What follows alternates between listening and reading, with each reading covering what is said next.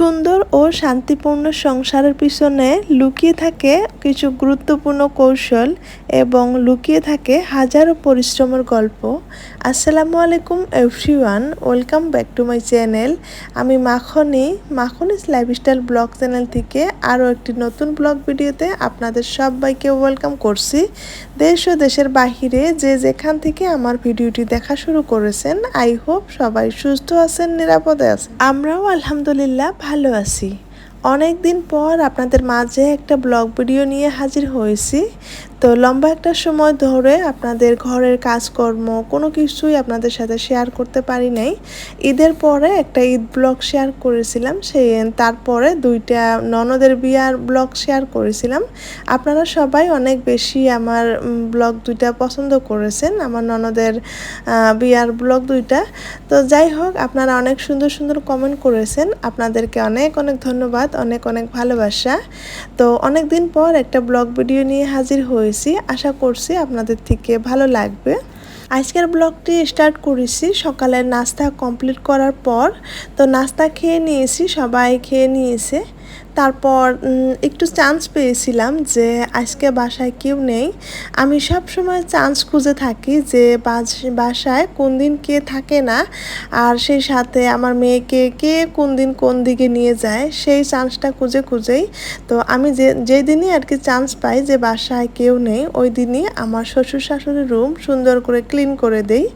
দেখা যায় ওরা বাসায় থাকলে এগুলা কাজ কখনোই করা যায় না, আর আমি কখনোই করি নেই। তো বিয়ে বাহার শুরু থেকে আজ পর্যন্ত আমি চান্স নিয়ে থাকি যে প্রতি সপ্তাহেই যে কোন দিন কে বাসায় থাকে না, যে কোন দিন বাসাটা ফাঁকা পাই, সেই ফাঁকায় আমি আমার শ্বশুর শাশুড়ির রুমের প্রতিটা ফার্নিচার খুব সুন্দর করে পরিষ্কার করে দিই। সেই সাথে সব কিছুই আর কি সুন্দর করে পরিষ্কার করে পরিপাটি করে দেই। দেখা যায় ওরা বাসায় থাকলে এই কাজগুলো যদি করতে যাই তাহলে অনেক বেশি প্রবলেম ফেস করতে হয়।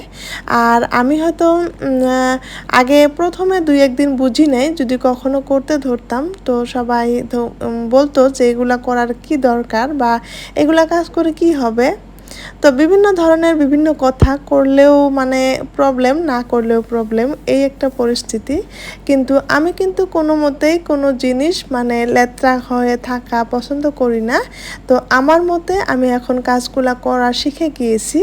দেখি কোন দিন কে বাসায় থাকে না, কোন দিন আমার মেয়েকে নিয়ে এদিক সেদিক একটু লম্বা সময়ের জন্য চলে যায়, সেই ফাঁকেই কিন্তু আমি সুন্দর করে ঘরের ফার্নিচারগুলো পরিষ্কার করে দিই। এতে করে কেউ বুঝুক বা না বুঝুক সেটা আমি কখনোই চিন্তা করি না। কিন্তু আমি চিন্তা করি যে আমার মন মানসিকতা থেকে বা আমার থেকে যে বস্তুগুলো ক্লিন আছে কি না সেটা আমার ভালো লাগলেই বা আমার চোখে পরিষ্কার পরিচ্ছন্ন দেখা গেলেই কিন্তু আমার ভালো লাগে, সেটাই আমি দেখি। তো যাই হোক, আজকে আমার ওই দিনটাই ছিল যে কেউ বাসায় ছিল না। আমার মেয়েকে নিয়েও আমার শাশুড়ি লম্বা একটা সময়ের জন্য বাইরে বেরিয়ে গিয়েছে। তো আমি জানি ওরা 2-3 ঘন্টা আসবে না। সেই ফাঁকে আমি কিন্তু সুন্দর করে আমার শ্বশুর এবং শাশুড়ির রুমের ফার্নিচারগুলো এক এক করে মোছা শুরু করে দিয়েছি। এই মুহূর্তে যারা আমার ভিডিওটি দেখা শুরু করেছেন তো প্লিজ একটা লাইক দিয়ে ভিডিওটি কন্টিনিউ করবেন। আর যদি আমার চ্যানেলে আজ আপনি নতুন হয়ে থাকেন, আপনি চাইলে আমার ছোট্ট চ্যানেলটি সাবস্ক্রাইব করে নিয়ে আমার সঙ্গেই থাকতে পারেন। পাশে থাকা অল অপশনটি ক্লিক করে রাখবেন, এতে করে আমি নিত্য নতুন ভিডিও আপলোড করার সঙ্গে সঙ্গে আপনার ওখানে নোটিফিকেশন পৌঁছে যাবে, আর আপনি আপনার সময় সুযোগ মিলিয়ে আমার ভিডিওটি দেখে নিতে পারবেন। আর যদি দুইটা কাজই অলরেডি করে রেখেছেন, আপনাকে জানাই অসংখ্য ধন্যবাদ। ভিডিওর শুরুতেই বলেছি যে সুন্দর ও শান্তিপূর্ণ সংসারের পিছনে লুকিয়ে থাকে কিছু গুরুত্বপূর্ণ কৌশল, সেই সাথে লুকিয়ে থাকে অসংখ্য পরিশ্রমের গল্প। তো সুন্দর পরিপাটি গোছানো সংসার যারা করে তারা জানে যে গুছিয়ে রাখতে কতটা পরিশ্রম। তো আসলে সব সময় পরিষ্কার পরিচ্ছন্ন থাকতে অনেক বেশি পছন্দ করি, তারপরেও কিন্তু যেভাবে থাকতে চাই সেইভাবে থাকতে পারি না। আসলে যাদের বাসায় ছোট বাচ্চা আছে তারা চাইলেও কিন্তু সব সময় পরিষ্কার পরিচ্ছন্ন থাকতে পারে না। সেই সাথে একা হাতে কাজ করলে অনেকটাই পরিশ্রম হয়। হয়। একটা সংসারে কত রকমের যে কাজ থাকে, দৈনন্দিন কাজগুলোও যদি দেখতে যাই, রান্না বান্না, খাওয়া দাওয়া, ঘর ঝাড়া, এগুলো করতে গেলেই কিন্তু সারাদিন চলে যায়। তার উপরেও যদি একা হাতে বাড়তি কাজগুলো করা হয় তাহলে কিন্তু অনেক বেশি পরিশ্রম লুকিয়ে থাকে। সেখানে লুকিয়ে থাকে অনেক বেশি কৌশল। কিছু কিছু কৌশল মেনে চলতে হয়। যে আমি যেদিন দেখি রাতে আমার কোনো সবজি রান্না করা আছে, তাহলে দিনে একটু রান্নাটা কম আছে, সেদিন আমি একটু মনে মনে প্ল্যানিং নিয়ে থাকি যে আজকে আমি কি বাড়তি কাজ করতে পারবো, আমার যেহেতু রান্নাটা কম আছে। সেই সাথে যেদিন দেখি আমার মেয়েকে নিয়ে কেউ বাইরে বেরিয়ে গেছে, তখন আমি দৌড়াদৌড়ি করে একদিকে রান্না বান্না করি, একদিনে আমি বাড়তি কাজ করি। তো বাড়তি কাজ করতে গেলে অনেকটাই সময়ের প্রয়োজন হয়। সেগুলো কিন্তু একটা কৌশল নিয়েই কিন্তু করতে হয়। প্রথমেই সেটা আমি বলবো, যেটা হলো মনের ইচ্ছা থাকতে হবে যে আমি আসলে এই কাজগুলো এইভাবে করব। তো সুযোগ পেলেই যাতে কাজগুলো করতে পারি। তো অনেকেই আছে দেখা যায় রান্না বান্না করার পর অনেক সময় হাতে পায়, কিন্তু তারপরেও কিন্তু এই কাজগুলো কখনোই করতে চায় না। আমি অনেকের ঘরে গিয়েই দেখি যে ফার্নিচারগুলো এত বেশি অপরিষ্কার হয়ে আছে, সেগুলো দেখে আমার ইচ্ছে যায় যে আমি নিজেই সাফা করে দিয়ে আসি। তো এমন একটা পরিস্থিতি। তো যাই হোক, সবাই কিন্তু একই মন মানসিকতার হয় না। আসলে সংসার করতেও যোগ্যতা লাগে, সুন্দর পরিপাটি গুছিয়ে রাখতেও কিন্তু মনের একটা ইচ্ছা শক্তি লাগে। মনের ইচ্ছা শক্তি না থাকলে কিন্তু এই কাজগুলো কখনোই করা যায় না। এই যে আমি কষ্ট করে পরিশ্রম করে কাজগুলো করছি, আমি ইচ্ছা করলে কিন্তু এই কাজগুলো না করেও থাকতে পারতাম, যে রান্না বান্না হয়ে গেছে এখন আমি শুয়ে বসে থাকি। তো এভাবেও কিন্তু আমি দিনটা কাটিয়ে দিতে পারতাম, কিন্তু না, একজন গৃহিণী হয়ে কেন এভাবে কাটিয়ে দিব, সেটা কিন্তু আমার মনে হয় নিজেকেই ফাঁকি দেওয়া হবে। যখন কষ্ট করে এই কাজগুলো সুন্দর পরিষ্কার পরিপাটি করব, তারপরে যখন তাকিয়ে তাকিয়ে দেখব, তখন এত বেশি ভালো লাগা অনুভব হবে, সেটাই হলো আমার মনে হয় আসল শান্তি। তো যাই হোক, এক এক করে কিন্তু ফার্নিচারগুলো মুছে নিচ্ছি। শ্বশুর আব্বার রুমের ফার্নিচারগুলো মুছে রেখে তারপরে চলে আসলাম এখন শাশুড়ির রুমের ফার্নিচারগুলো কিন্তু মুছে নিব। প্রথমেই আমি ঘরগুলো সুন্দর করে ঝাড় দিয়ে নিয়েছি, তারপর আমি ফার্নিচারগুলো মুছে নিচ্ছি। তা না হলে পরে ঝাড় দিলে দেখা যাবে ফার্নিচারগুলো একটু একটু ভিজা ভিজা থাকবে, আর ধুলাগুলো উড়ে উড়ে কিন্তু ফার্নিচারে পড়ে যাবে। সেই কারণে আমি রুমগুলো আগে ভালো করে পরিষ্কার করে নিয়েছি। আর এই শোকেসটা যে দেখছেন, এই শোকেসটা আমি রান্নাঘরের জন্য বানিয়েছিলাম। তো ভেবেছিলাম এখানে কিছু কুকারের আইটেম জিনিসগুলো রাখবো। তো যাই হোক, আমার শাশুড়ি আম্মার বলে অনেক বেশি পছন্দ হয়েছে, যে হোয়াইটের ভিতরে স্কাই কালারটা অনেক বেশি ভালো লেগেছে, বলেছে আমার রুমে এটা রেখে দাও। তো ওনাকে পরবর্তীতে আর কি গিফট করে দিয়েছি, যে রান্নাঘরে রাখা আর হয় নাই, তো শাশুড়ি আম্মাকেই গিফট করে দিয়েছি।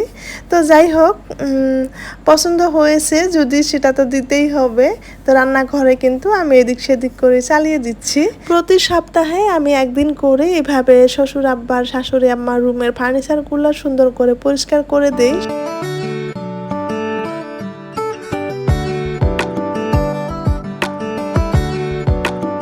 শাশুড়ি আম্মার বিছনার চাদরটাও তুলে নিয়েছি, এখন আবারও একটা ধোয়া বিছনার চাদর বিছিয়ে দিচ্ছি। বিছনার চাদর কখন তুলি সেটার কোনো নির্দিষ্ট সময় নেই। দেখা যায় আমার মেয়ে অনেক সময় অনেক কিছু বিছনাতে ফেলিয়ে রাখে, তো সেই সময়ে আর কি বিছনার চাদর চেঞ্জ করে দেই। একটা সংসারে কত রকমের যে কাজ থাকে সেগুলো তো বলে বোঝানো যাবে না। যারা সুন্দর পরিপাটি করে কাজ করে তারা অবশ্যই জানেন। তো দেখা যায় একদিন যদি কোনো জিনিস একটা ডিপ ক্লিন না করলাম, তাহলে দেখা যায় আরেক দিকে একবারে অবস্থা খারাপ হয়ে গিয়েছে। আমাদের বাড়িটা যেহেতু অনেক বড়, অনেক জিনিসপত্র, সেই কারণে আমার প্রতিদিনই কোনো না কোনো অংশ ডিপ ক্লিন করতে হয়। তো এখন কিন্তু অনেকটাই চালাক হয়েছি, যে কখন কোন সময় কোন কাজ করতে হয় সেটা একটু কিন্তু শিখেছি। সেই সাথে আমার আপুদের ভিডিও দেখে দেখে অনেক কিছুই শিখেছি।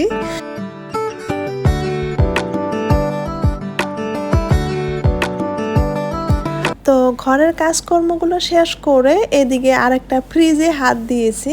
একটা ফ্রিজ, ছোট ফ্রিজটা আর কি অনেক বেশি নোংরা হয়েছে, তো সেই কারণে ভাবলাম একটু ভালো করে পরিষ্কার করে নেই। সব কিছু খুলে বাহিরে ধুয়ে শুকিয়ে দিয়ে এসেছি, তারপর ভিতরের অংশটা একটু ভালো করে পরিষ্কার করে নিচ্ছি। দেখা গিয়েছে ঈদের আগেও কিন্তু পরিষ্কার করেছিলাম, তারপরেও মানে একটু বেশি নোংরা হয়ে গিয়েছে ছোট ফ্রিজটা, সেই কারণে ওইটাও আর কি সুন্দর করে পরিষ্কার করে নিলাম। এবার কিন্তু রান্না করতে অনেকটাই দেরি হয়ে গিয়েছে। তো রাতে মাছ রান্না করেছিলাম, মাছের সবজিগুলো আছে ওগুলা আমার শ্বশুর শাশুড়ি খাবে, তো আমাদের জন্য মাংস নিয়ে এসেছে, ব্রয়লারের মুরগির মাংস। তো সেটাই এখন রান্না করে নিচ্ছি খুব তাড়াতাড়ি। যেহেতু শ্বশুর শাশুড়ির সবজিটা রান্না করা আছে সেই কারণে একটু টেনশনটা কম আছে।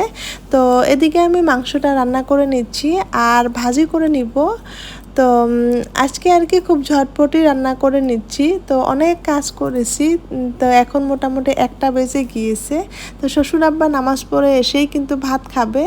তো যাই হোক, আমি ঝটপট এখন রান্নাটা করে তারপর রান্নাঘর থেকে চলে যাব। আমরা যদি কিছু কিছু কৌশল মেনে যে কোন কাজটা কখন করতে হবে, যে কোন সময় আমি কতটুকু ফ্রি থাকবো, সেই হিসাবে যদি আমরা সংসারের কাজগুলো পরিপাটি করে গুছিয়ে করি, সেই সাথে পরিষ্কার করে রাখি, আমরা যদি সপ্তাহে একদিন সময় বের করে আমাদের সংসারটাকে একটু ভালোভাবে গুছিয়ে পরিষ্কার করে নেই, তাহলে দেখা যায় যে সারা সপ্তাহ কিন্তু একটা ভালো মানের পরিষ্কার থাকে। একটু একটু উপরে উপরে কাজগুলো করলেই কিন্তু সুন্দর পরিপাটি দেখা যায়। তো সুন্দর পরিপাটি গুছানো সংসারের পিছনে লুকিয়ে থাকে কিন্তু হাজারো পরিশ্রমের গল্প। তো সেটা বলে বোঝানো যাবে না, প্রতিদিন কোনো না কোনো পরিশ্রম করেই থাকি এই সুন্দর পরিপাটি করে গুছিয়ে রাখার জন্য। তো এদিকে আমি ভোল ভাজিটাও বসিয়ে দিয়েছি, তো দুইটা সবজি কিন্তু একসঙ্গে হয়ে যাচ্ছে। এদিকে আমার ফ্রিজের যে ভিতরের অংশগুলো ধুয়ে শুকিয়ে দিয়েছিলাম ওগুলো কিন্তু শুকিয়ে গিয়েছে, বাইরে প্রচণ্ড রৌদ্র উঠেছে। তো এখন ওগুলো নিয়ে এসে আমি এক এক করে লাগিয়ে নিচ্ছি। তো অনেকেই আছে আমাদের বাসায় এসে মাঝে মাঝে দেখে বলবে যে তোমাদের বাসাটা তো অনেক বেশি পরিষ্কার পরিপাটি, কোনো কাজই নাই। আবারও অনেকেই আর কি অনেক ধরনের কথা বলে, এতে করে সবাইকে তো আর সব ধরনের কিছু কথা বলে বোঝানো যায় না। আসলে এই যে পরিষ্কার পরিপাটির পিছনে যে কতটা পরিশ্রম করি, তো সেটা আসলে বলে বোঝানো যায় না। আমি মানুষটা এরকম একটা মানুষ যে আমি কথা বলতে মানে খুব একটা কথা বলতে পারি না। তো সেই মানুষটা এখন ইউটিউবিং করতে এসে এত বেশি কথা বলা শিখেছি, সেটা আমারই নিজে নিজে অবাক লাগে মাঝে মাঝে। তো যতটুকু কথা আপনাদের সাথে আমি বলছি এতটুকু কথাও আমি বলি না। আমি এমন একটা মানুষ যে দরকারি কথা ছাড়া অদরকারি কথা একদমই বলতে পছন্দ করি না। তো সেই মানুষটা এখন ইউটিউব করতে এসে যে কখন কি কাজ করলাম, যে এটার পরে এটা করলাম সেটা করলাম, সব কিছুই আপনাদের সাথে শেয়ার করি। তো আগে আমি সারাদিন কাজ করার পর, সারাদিন পরিশ্রম করার পর আমি একবারও মুখ দিয়ে বাহির করতে পারি নাই যে আজ আমি এই কাজটা করেছি, এই কাজটা করেছি। অথচ আমি কিছু কিছু মানুষকে দেখি যে কাছে হাত দিতে না দিতেই যে এটা করলাম সেটা করলাম, এরকম ধরনেরও মানুষ আমি পেয়েছি। তো যাই হোক, আমিও কিন্তু ঠিক সেরকমই হয়েছি। এখন ইউটিউবিং করতে এসে কি কি কাজ করলাম সব কিছুই এখন আপনাদের সাথে শেয়ার করতে হয়। তো আসলে ব্লগিংটা তো এমনই একটা জায়গা যে আসলে কি কি করলাম কি কি না করলাম সেগুলোই আর কি আপনাদের সাথে শেয়ার করা। আসলে পজিটিভ জিনিসগুলো শেয়ার করলে দেখা যায় কেউ যদি ভিডিও দেখে একটু হলেও উপকৃত হয়, এটাই হলো আমাদের কন্টেন্ট ক্রিয়েটরদের সারাদিন কষ্ট করে ভিডিও বানানোর একটা সার্থকতা। তো যাই হোক, আমার ভিডিওতে আমি কতটুকু কি বলতে পারি সেটা আমি কখনোই মানে মনে করি না যে আমি আপনাদেরকে কিছু শিখাতে পারি। তো আমি খালি ইউটিউবে ভিডিও দেই বা ভিডিও করি আপনাদের থেকে শেখার জন্য। তো দেখা যায় আপনাদের ভিডিওগুলো দেখে অনেক কিছু শিখতে পারি। যখন ভিডিও শেয়ার করি তখন আপনাদের ভিডিওগুলো দেখার ইন্টারেস্ট থাকে। তো যাই হোক, আপনাদের সাথে লম্বা একটা সময় ধরে অনেক বকবক করলাম। জানি না কে বা কারা আমাকে ভালোবেসে এই পর্যন্ত আছেন, যে বা যারা আমার ভিডিওটি এই পর্যন্ত দেখে যাচ্ছেন, ছোট্ট একটা কমেন্ট করে জানাতে ভুলবেন না। দেখা হবে নেক্সট কোনো ভিডিওতে। আপনাদের জন্য রইল অনেক অনেক দোয়া এবং ভালোবাসা। আমাদের জন্য দোয়া করবেন। আল্লাহ হাফিজ এবং আসসালামু আলাইকুম।